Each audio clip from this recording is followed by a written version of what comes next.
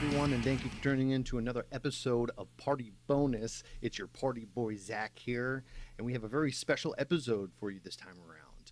About 2 months ago, Dev and I released an anthology book of space horror with several other indie authors. It was called Terrible Things That Happen When You're Alone in the Dark.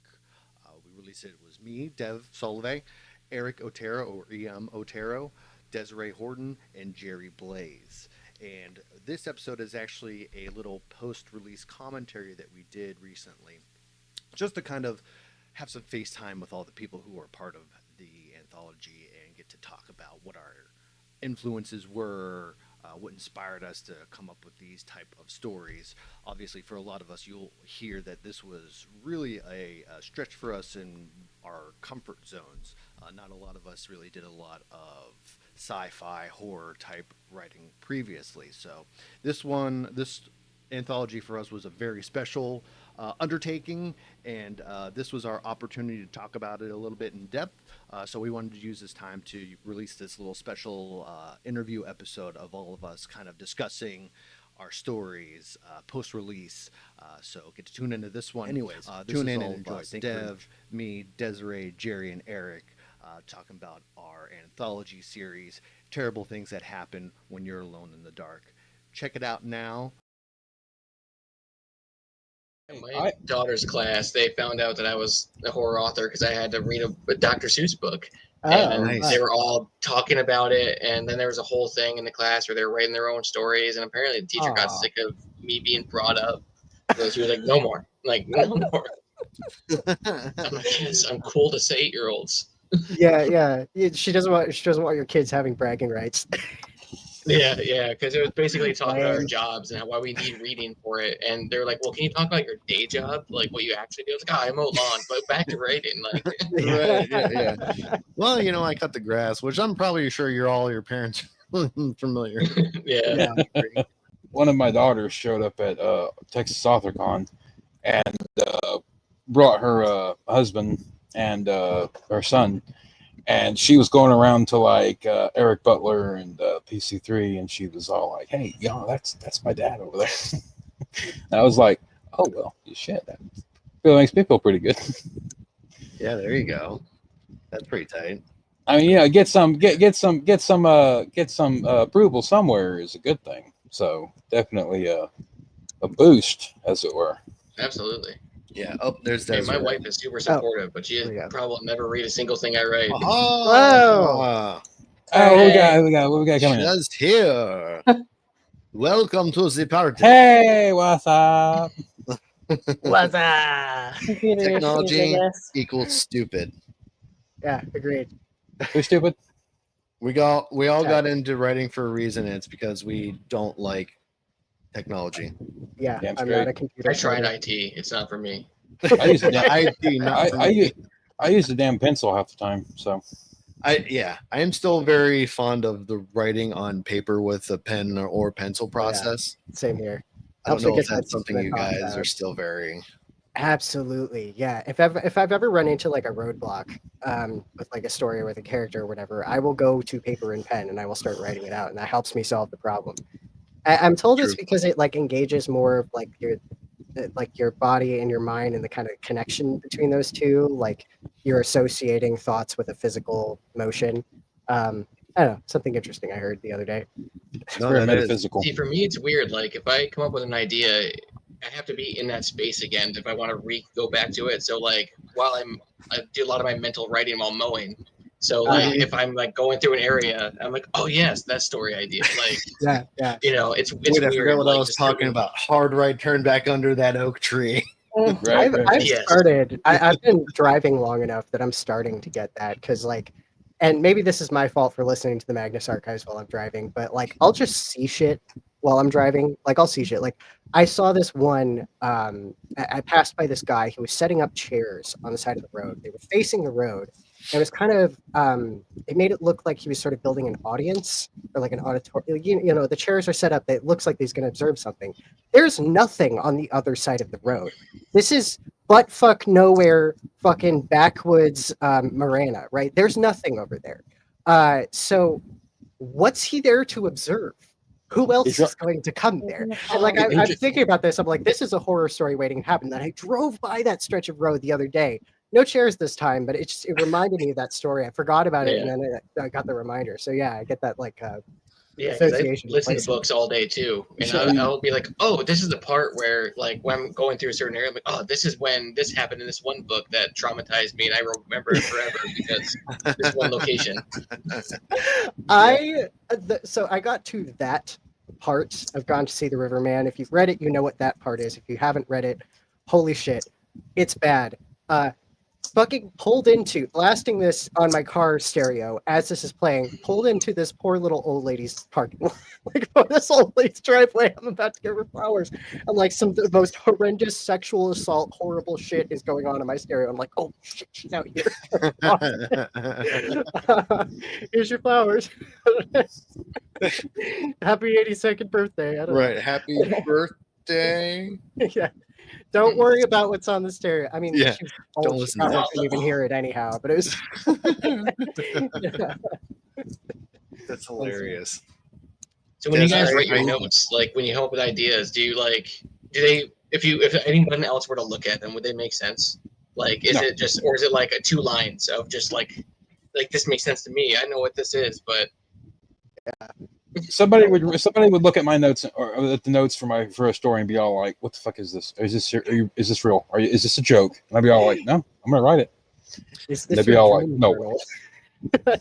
Yeah, because my Google Docs is just like so many. Like I just literally like a new untitled thing and just put it in there. All right, we need to have some kind of structure to this if we are going. Yes. Zach, do you have ideas for that? A little bit. Again, I wanted to kind of put this together for all of us. It's almost 2 months now since we released our anthology, Terrible Things That Happen When You're Alone in the Dark. Thank you, Desiree, for being the one to put this all together and bring this party in. Hooray for that. Yeah, thanks. Desiree rules. Putting into it. It was awesome. Yeah, thanks for putting up with us. It's great. Desiree fucking rocks. So, and I just wanted to kind of bring this together for us to give a little bit of like post-release commentary on our stories to kind of, now that we're looking on doing a volume 2, if that hasn't been officially announced yet. Wait, we're doing a volume 2? Oh yeah! Surprise! Why didn't anyone tell me? God. Guess you're gonna have to pull a couple stories out the rear end there, Jer. We actually already released it. It's a secret version. Nobody's seen it till now. Man, I always miss out on the good shit. We already took your stories. It's all done. Oh, don't worry about a thing. Yeah, you wrote them. You just don't remember it. We neuralized you. I do smoke a lot of weed, so that could be it. There you go. Fair enough. To you, sir. But I know, at least for me, this was kind of a first time for me getting into the sci-fi horror side of things. I don't know. I know, Desiree, you've done a lot of some sci-fi previously, I believe, right? And no? Oh, okay. I thought you did. No, I'm an avid fan. I'm a diehard fan of sci-fi horror. So. Well, then talk to us about it. It's like, what was it that made you want to do this anthology? Like, what started? There is nothing aside from S.A. Barnes putting out and another local author. I've read everything there is for sci-fi space horror, and there's nothing else. And I was like, that's shitty. We need to fix that. So, I mean, I've never wrote any space horror. I read a lot of space porn, but I never wrote any space horror. So. Yeah. Well, I mean, it was expansion.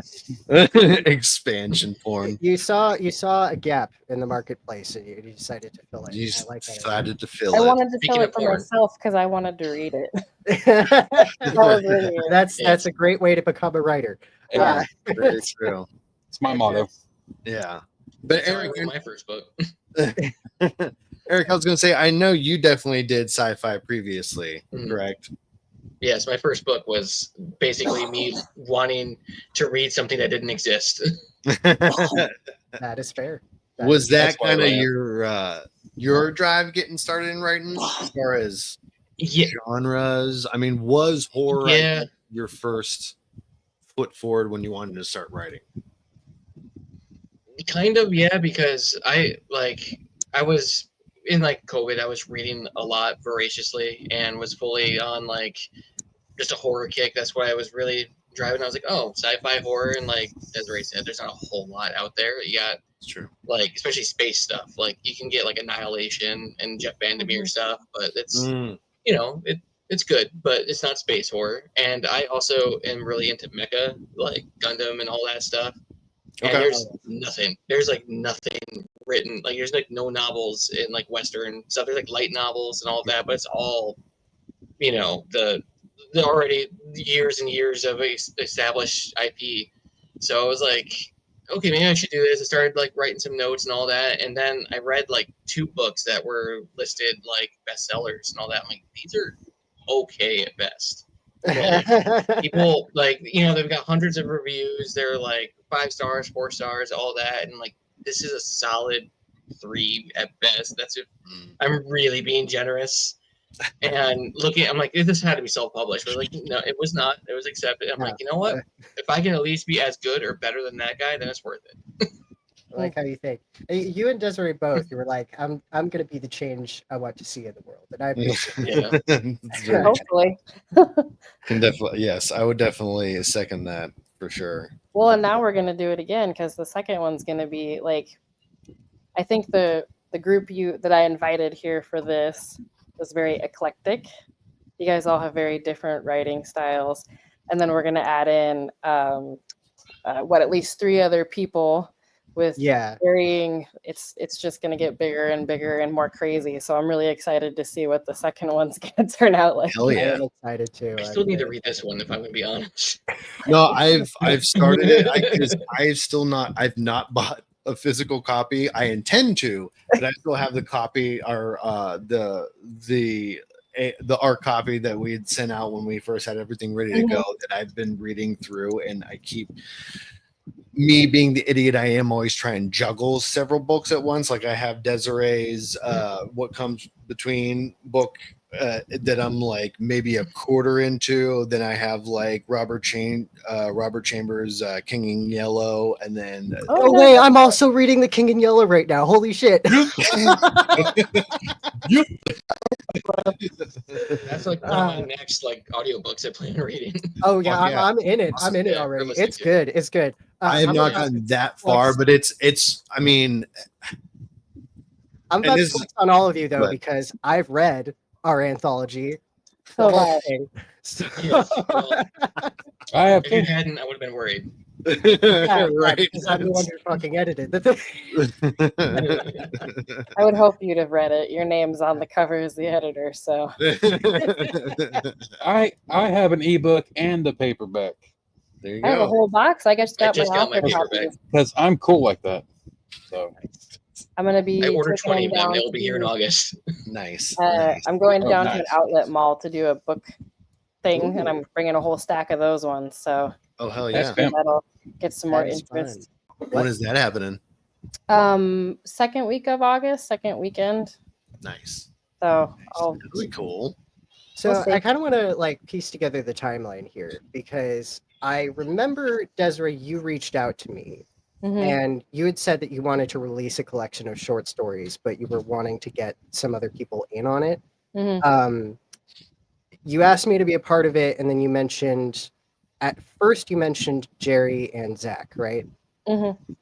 Right. So, I mean, was it originally just going to be a collection of your own stories? You decided to broaden it out. Sorry, one sec.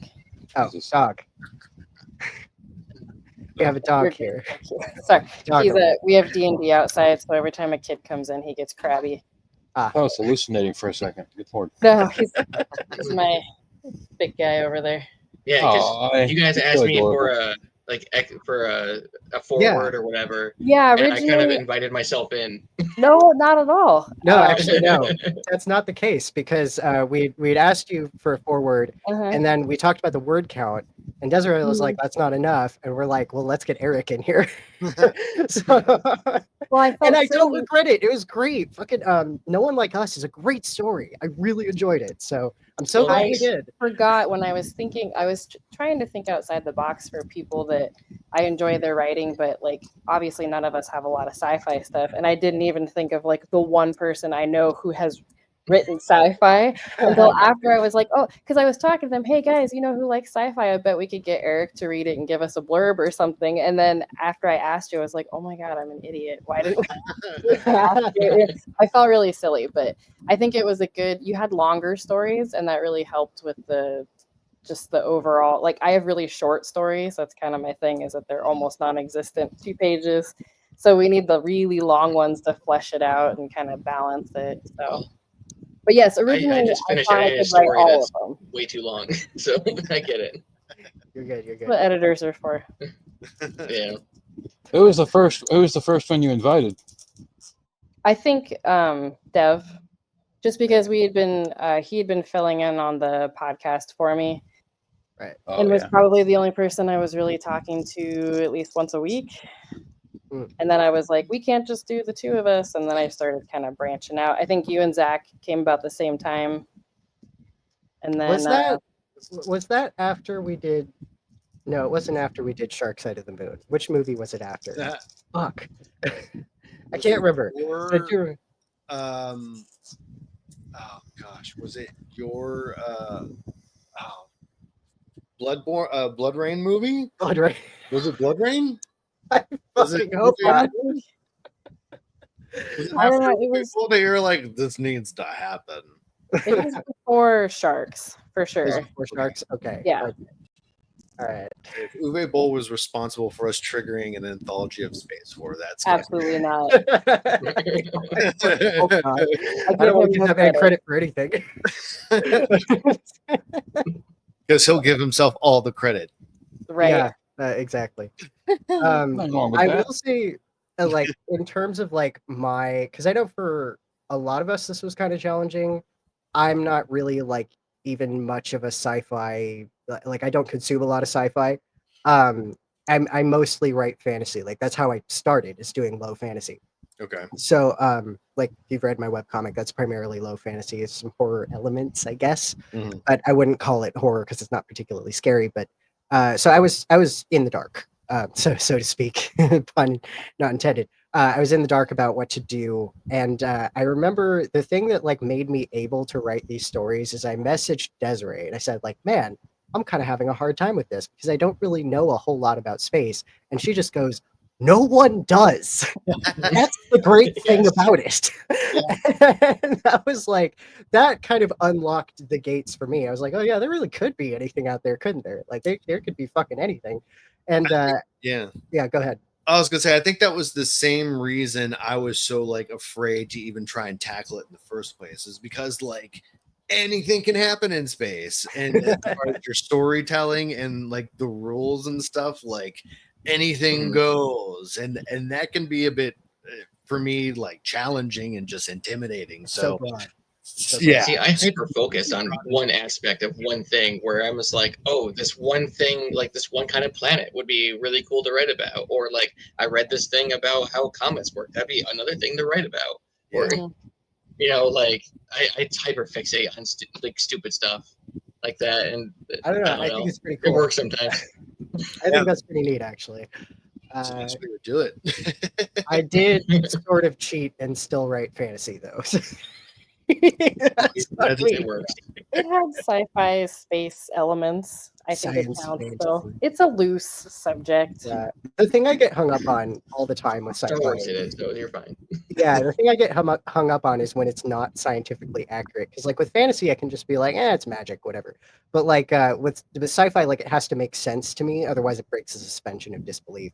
And the problem is that became a barrier for me because I'd just be like, this isn't accurate. This would never happen. And at some point I had to be like, of course it wouldn't happen. It's fucking fiction. Just write the goddamn story down.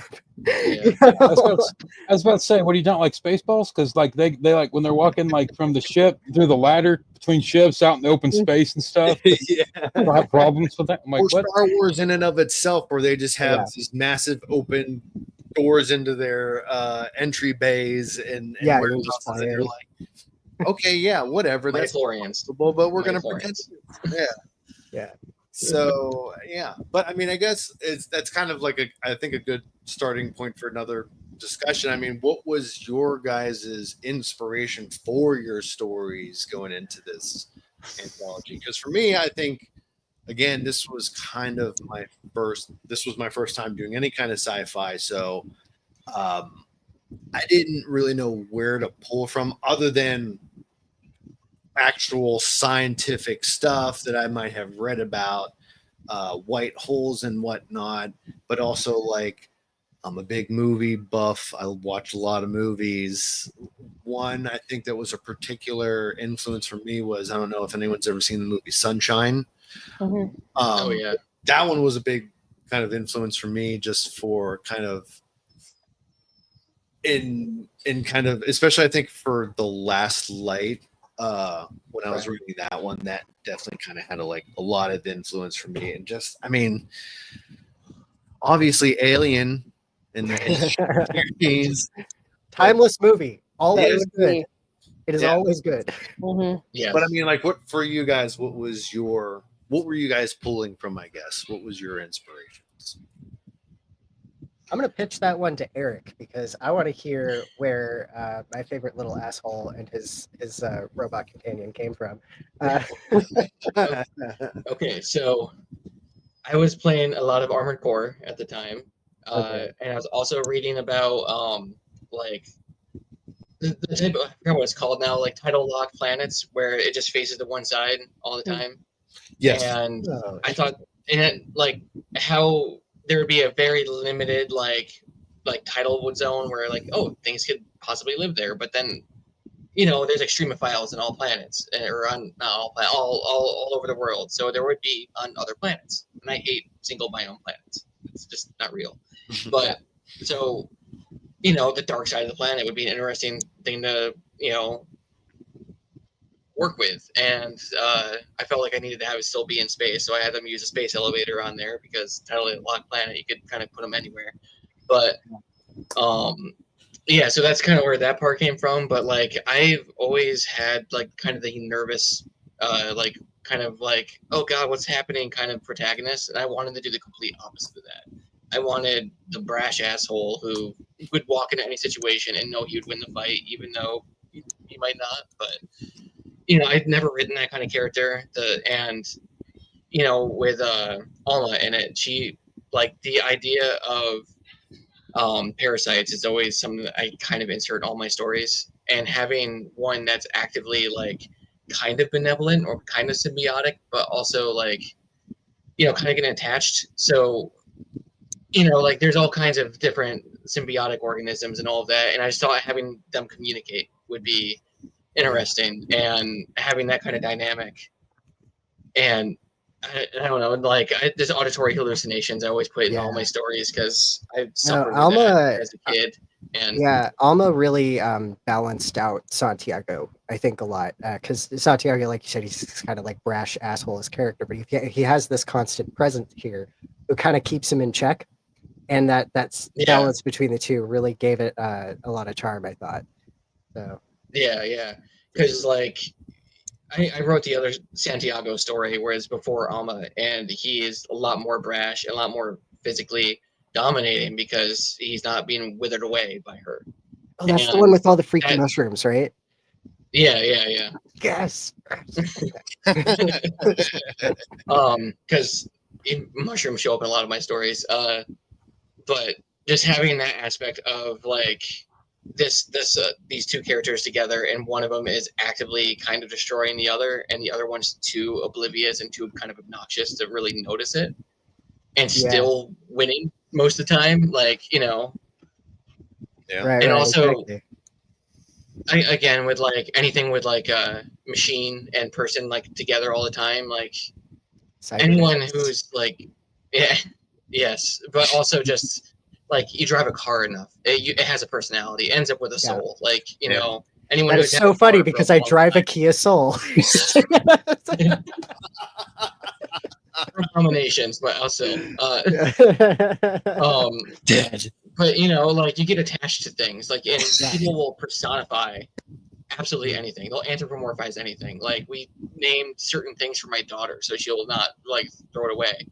And like, you know, you put googly eyes on a pencil and be like, "This is Harold," and then you snap it in half, and everyone will gasp in terror. Like Yeah. it's super easy to personify something. That is a good point, actually. Yeah, very true. Yeah, so something that you're in all the time that is basically a good like a way to be part of your body. It's like it's just an extension of your body, and you can do a lot of communication through like the robot, the mecha, or whatever that they're wearing. It's another way to have like body horror and gore without actually harming the person.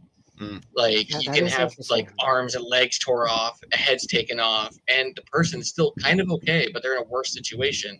So you can kind of get them out of situation. Like you can't decapitate your main character, like, but if he's in a robot, you can.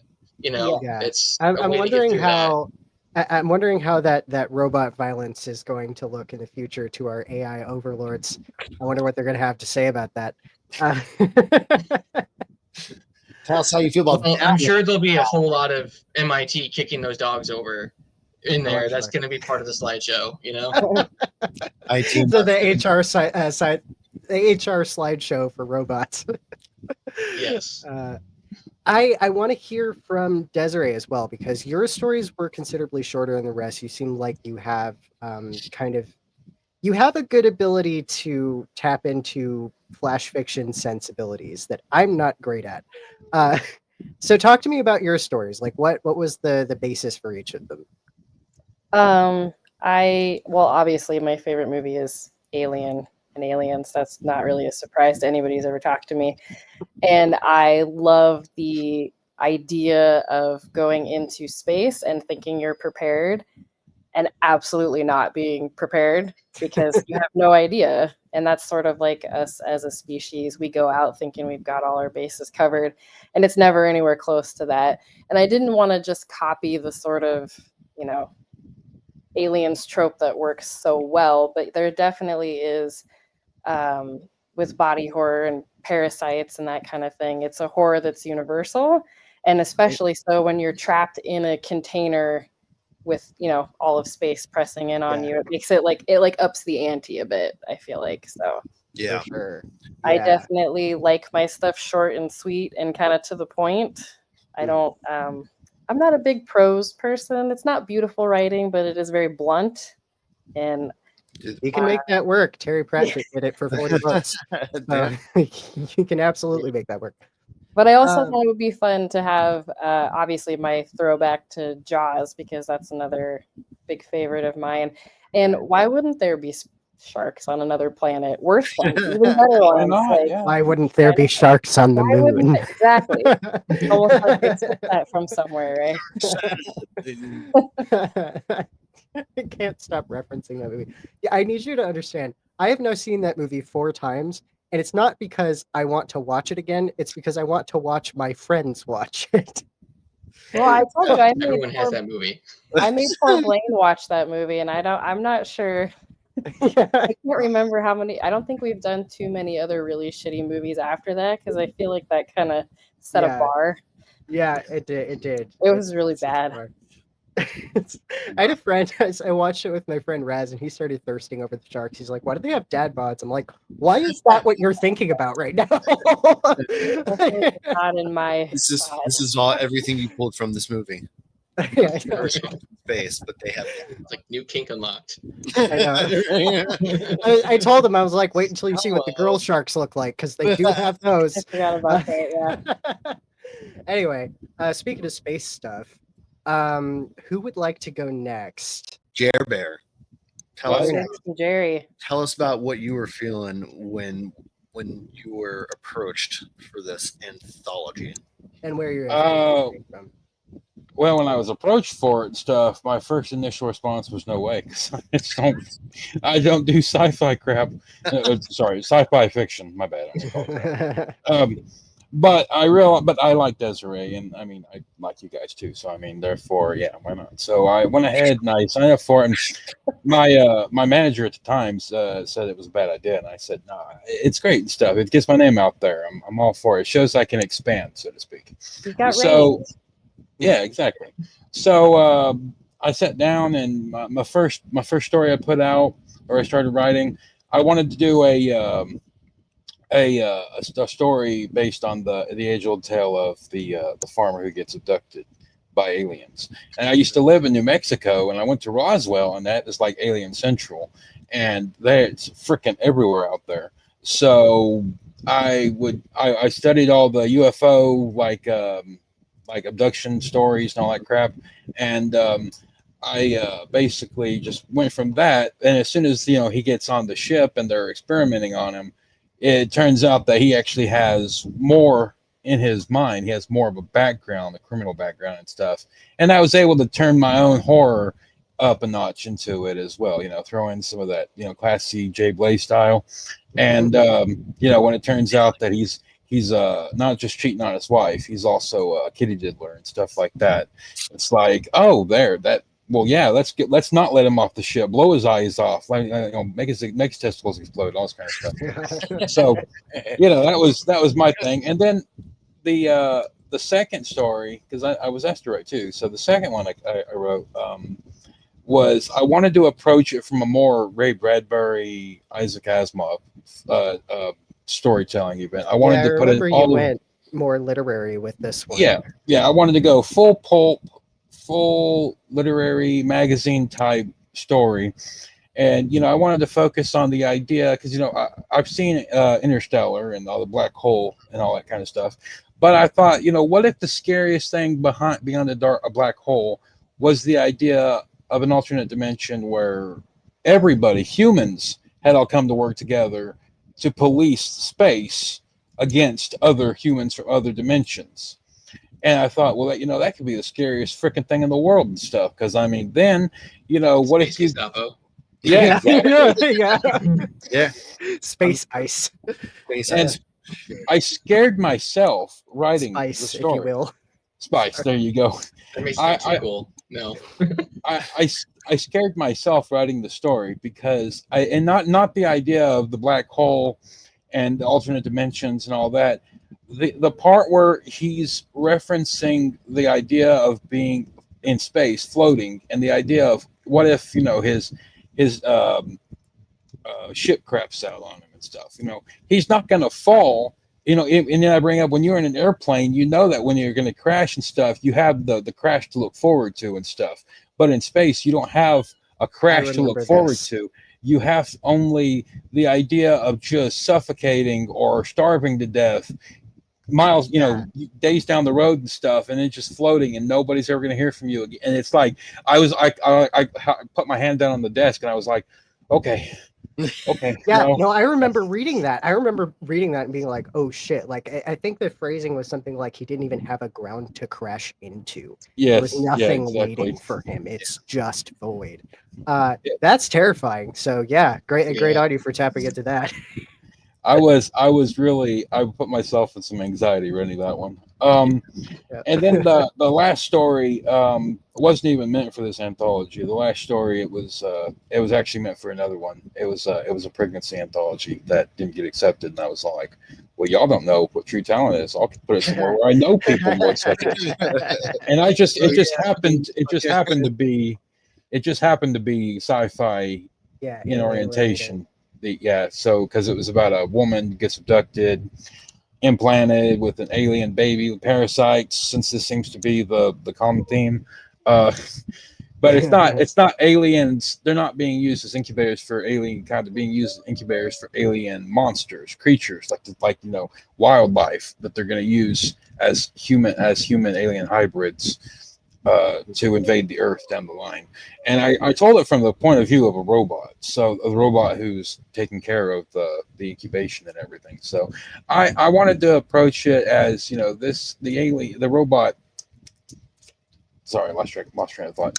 The robot is essentially realizing what's going on and seeing the way the woman who's been impregnated and she's suffering and all this kind of crap still worries, still asks about the baby once she's had it, and the baby proceeds to tear her face off and eat it and stuff. So it's like, it's the fallacy of human nature, I guess. Sometimes I get deep. Daughter is pretty accurate. It is possible to get deep in those kinds of concepts. I mean, I make that point all the time. If you'll allow me to reference Terry Pratchett for a second time, he did write a whole book talking about religion from a secular humanist standpoint, with the premise of the Grim Reaper pretending to be Santa Claus. So, like, you can get deep with anything. Love But that yeah. angle. Facts. Yeah, but I mean, I guess either prior to or in reflection of this anthology, what do you find most terrifying about space? If these stories haven't Find it already here. pointed it out, because what I find most terrifying about space is, I guess I have a little bit of Thalassophobia. yes, but in an open space concept. So not so much the sea, but fear of Just open spaces. vastness. Yes, the Yes. vastness. So just being in space for me, like the idea of it is kind of horrifying, to be like staring into a complete black abyss that had like nothing is in it, but anything could possibly just come out at any. Yeah. It almost feels. Yeah, space scares the shit out of me too. Yes. Yeah, I agree. Yeah. Yeah. I'm always struck by the idea with space that like you are at all times inches away, one minor catastrophe away from death. Small fire, boom, you're dead. Fucking small See what a hole in paint your chip does spacesuit, to boom, dead. Fucking, like I the don't space even know. station? Like Yeah, it's exactly. like it got shot with a cannon. Like it's and that's the Yeah. stuff that terrifies me is like the fact that like I'll reread the stuff where it's like, oh, a meteor went like 8 miles away from Earth. We had no idea. It could have ended civilization, and we found out after it left. Like Right. Yeah. that's the realistic part that We are one terrifies me. But then also coincidence. like to hear Yeah. volume One of coincidence everything, away too. from destruction. The biggest yeah. the thing that scares me is just the idea that space is inhabitable and stuff, that you can die in just an instant and stuff. The movie Gravity scared the hell out of me. I saw it in Me 3D too. in Thank freaking you. theaters. Fucking And thank you. I had nightmares. Yeah, You've seen the shit I same. write. I had nightmares. I saw it in theaters too, and I also had fucking nightmares. I hate survival I think stories. I hate it's them so much. completely. I think it's completely arrogant to think we could live in space because we can't even live everywhere on Earth. Like we're a tropical, No shit. The ocean and just be and like, space Dog.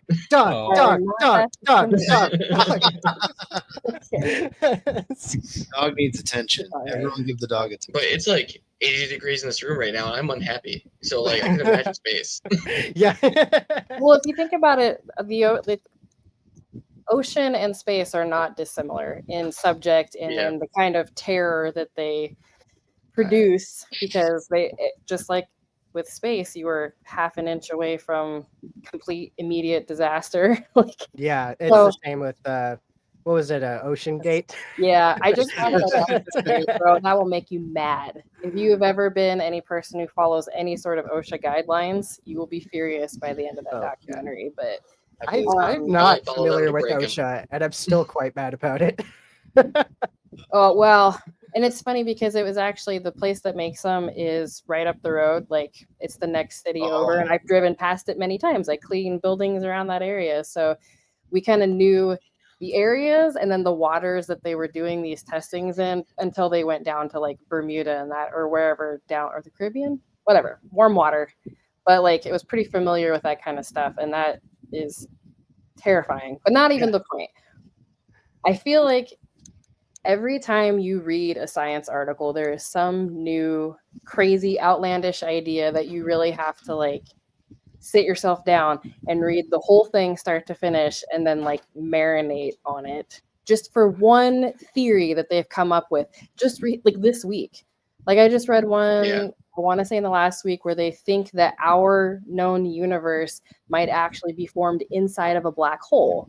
And therefore we are going to not exist soon because it wasn't even supposed to form. It just happened inside of the black hole with all the stuff in there. Yep. I read that too, and I was just like, oh, someone else read it. Yeah. Terrifying. Which is pretty scary. yeah, and I was like, is that why no aliens have ever found us? Because we're living inside of a black hole? Because they're like, stay away from the trash dump.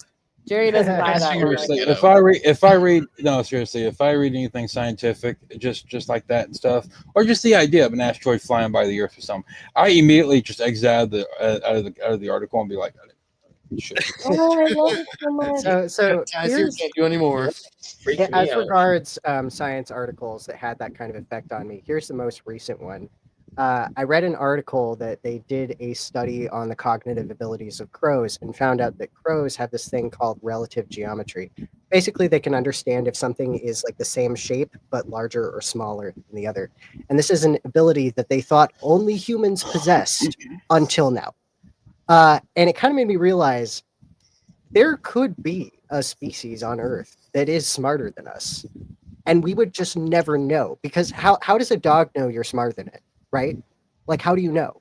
Mhm. You don't. So, like, orcas could be smarter than us. I think they probably are. We'll just never know. Better than I us. guarantee every creature on Earth is smarter than us. Can you imagine being from your dog's perspective for just 1 minute?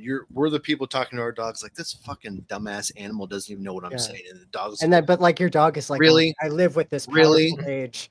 this motherfucker thinks he's the master, that he's in charge. Oh, no. My dog Bonnie knows that she's the master of this house. She is perfectly aware of that fact. Even the fucking even the vets call her princess because she has an attitude. Right. You don't walk me, I walk you. No, literally, exactly. She's also got doggy ADHD, so she can't even hear me when I call her name half the time. She's just like, "Oh, what's this? What's this? What's this?" It's crazy. I think it's selective hearing. Very Possibly. selective. Yeah. Because they're For like, me, bet a my lot of husband's humans my with that. cat, Richard. But When they he got did do a neutered, they study- put unpleasant on his thing. Like, I am going to call you guys out because I did not get a chance to talk about the things as inspiration behind my stories. Oh, Oh crap! And I didn't know how to say it without sounding egotistical. Hell, Zach just rewind. Sorry, we Deb. moved on to like personal fear. sorry, that's me. That's my bad. You're Zach, good, you're brother. It's grounded. late in the day. It's late in the day on Sunday. Okay, so it's I get it. It's Sunday blues. For all this. No, so mine, it was hard, but I had that conversation with Desiree about how like literally no one knows what's out in space, and I was like, oh yeah, you could just put anything out there. What about a black hole that eats people? So that's where Scavenger came from. That was the first one that I worked on. There was a couple of concepts that I like ditched, and I swear, honest to God, the fact that I named them Tucker and Dale is a complete coincidence. No one at me, okay? No. I swear to God. Right. Honest to God, We've coincidence. had this discussion. See, you've never seen Tucker and Dale, and I want to. right.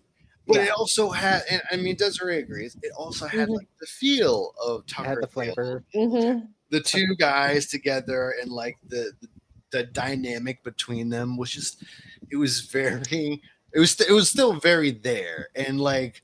I feel like if someone were to mistakenly assume like, oh, that's part of the Tucker and Dale universe, I'd say that is not. I'd say that's a compliment and not a mistake. It's outside the realm. It's within the realm of possibility. Right. Yeah, no, that one was fun. I wanted to have some characters who are like you wouldn't expect to be rocket scientists, right? One of these stereotypes I see in media that like bothers me is making the rednecks dumb all the time. Like, I just don't think that's how the South actually is. I think there has to be smart people. I live in the South. Everybody's an idiot. Okay, I mean, I live in Arizona and everyone's an idiot here too, but like, There you go. I agree with that. I've been there. we're all stupid monkeys and we all do stupid monkey things. I think that's the real long and short of it. But yeah, there was that one. That one was fun. I like doing kind of eldritch horror type of stuff. It was fun to dig into. The other thing that's been really nice about all these stories that I wrote is that I happen to have a friend who's got a PhD who knows like science shit. So I had them do the editing for me, and they're the ones who are like, oh, actually copper oxide is red, but copper sulfate is blue. And I'm like, oh, cool, thanks.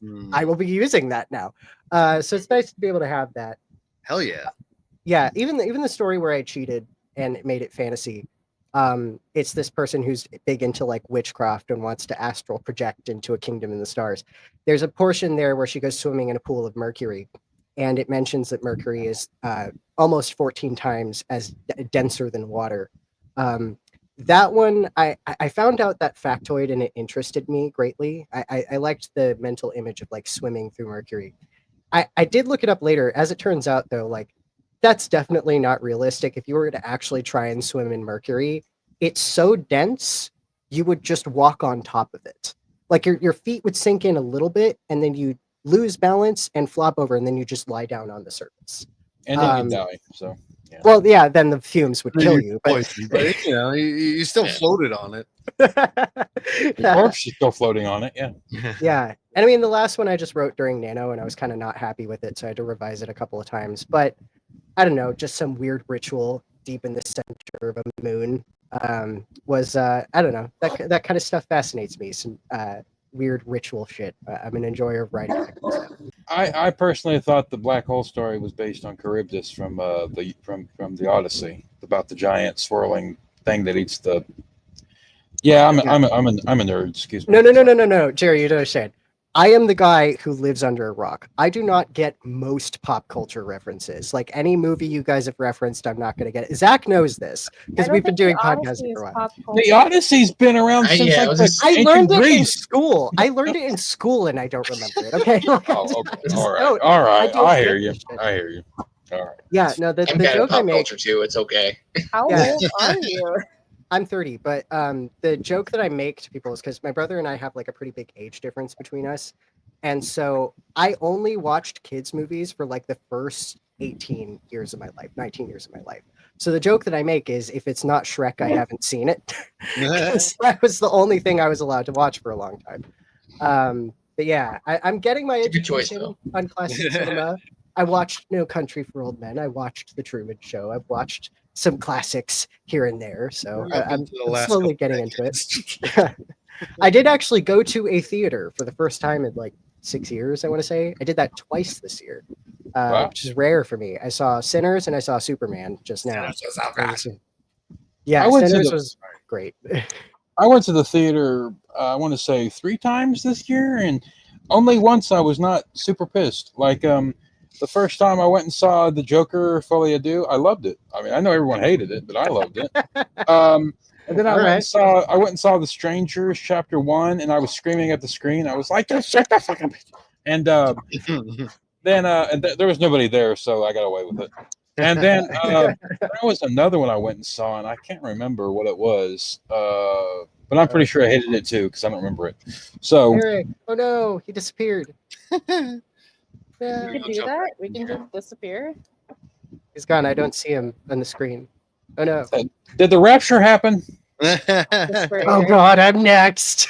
How funny would that be? The video, every one of us just starts falling out one after another. I mean, just fading out.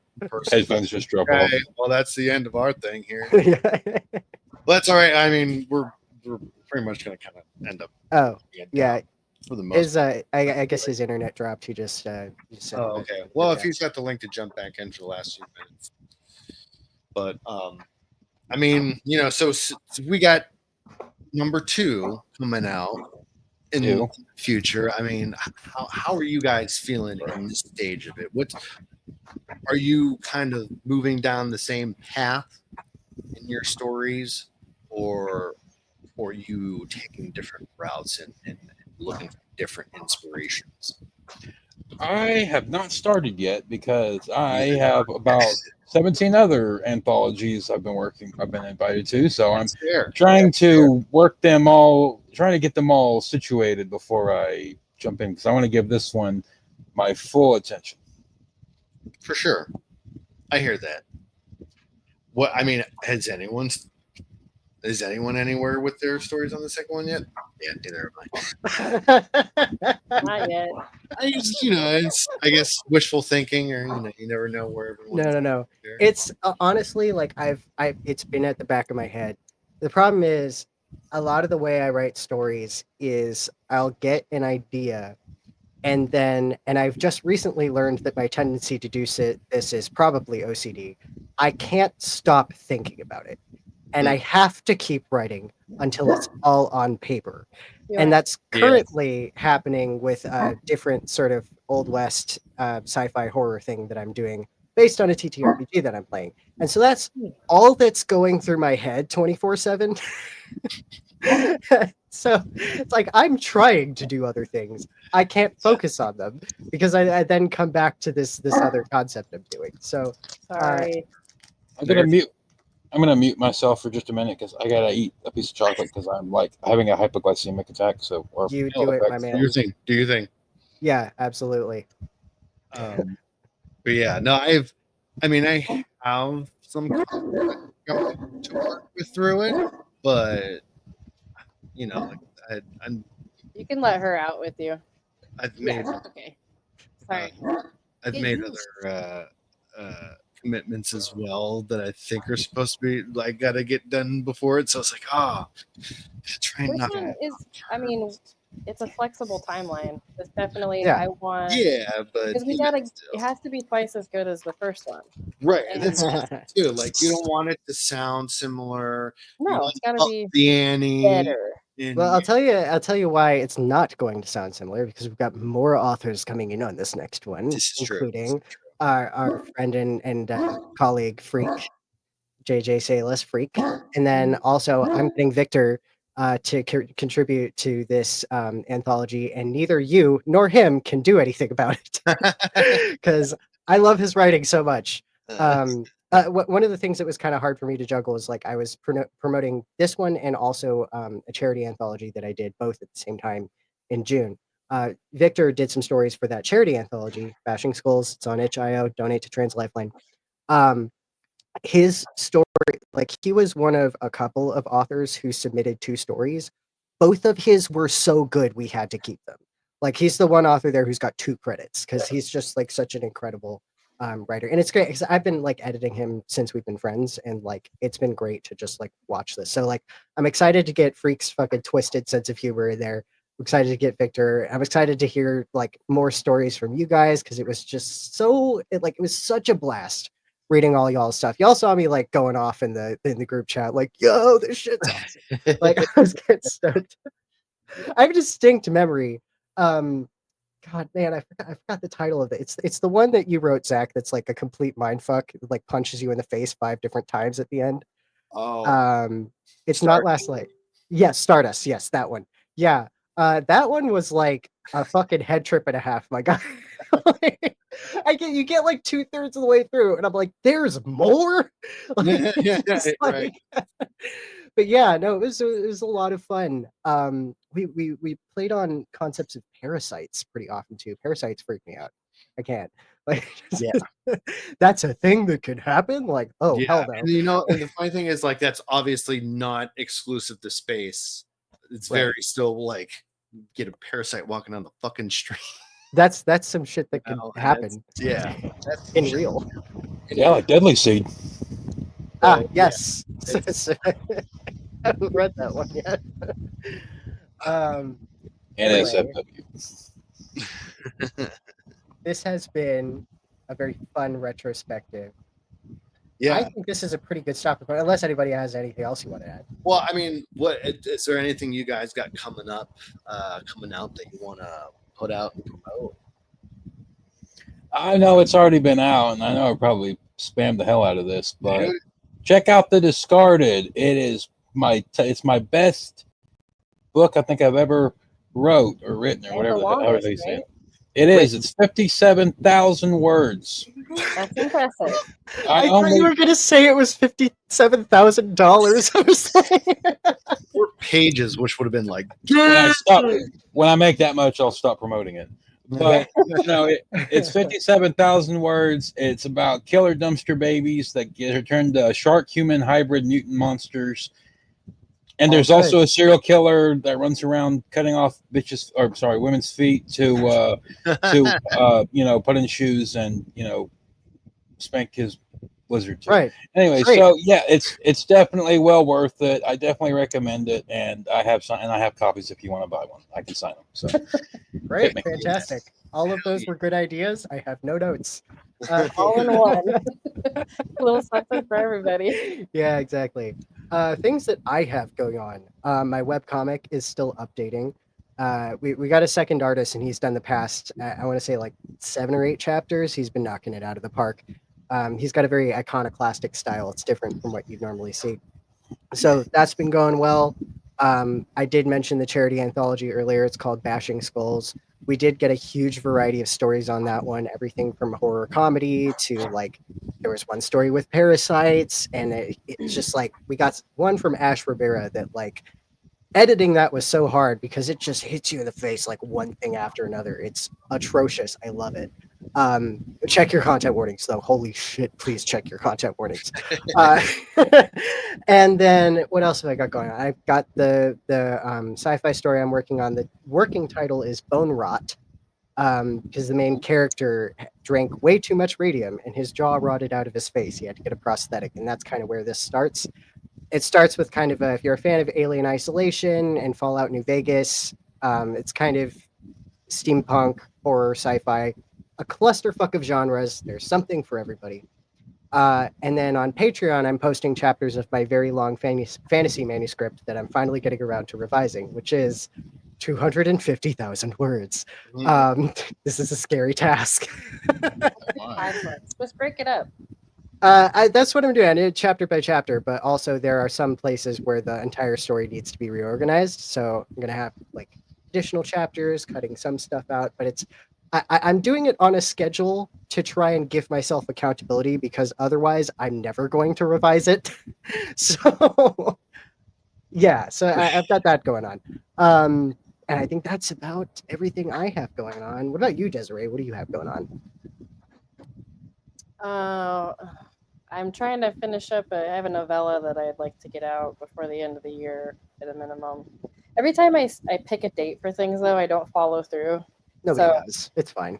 I don't like to. I mean, I've got a couple anthologies going, a couple other ones I've submitted to that I'm kind of waiting to hear. It's a lot of like waiting for stuff. So yeah, it's definitely a waiting moment. But how about you, Zach? I finally finished the last story for an anthology I'm working on. Other than that, just the podcast, do party bonus, right. Where we get around to recording episodes and me editing them. So the next one should eventually be coming out as yeah. We did just put one out where we played Oblivion together and made a horrible, fucked up looking character. Yes, we did. So, which is one of my favorite things to do. Yeah. So. We do skits and try and ad lib stories and play video games. So if you like any of that, check out Party Bonus. And that's usually every other Tuesday. Usually. It depends what we're doing. But yeah. I know Eric's internet died. Rest in peace. But does anybody know if he has anything that came out? I mean, I can plug his books, The Howling Between Worlds, With Witchmoth Brings, all that sort of stuff. That's all. That's honestly all that I'm quite familiar with.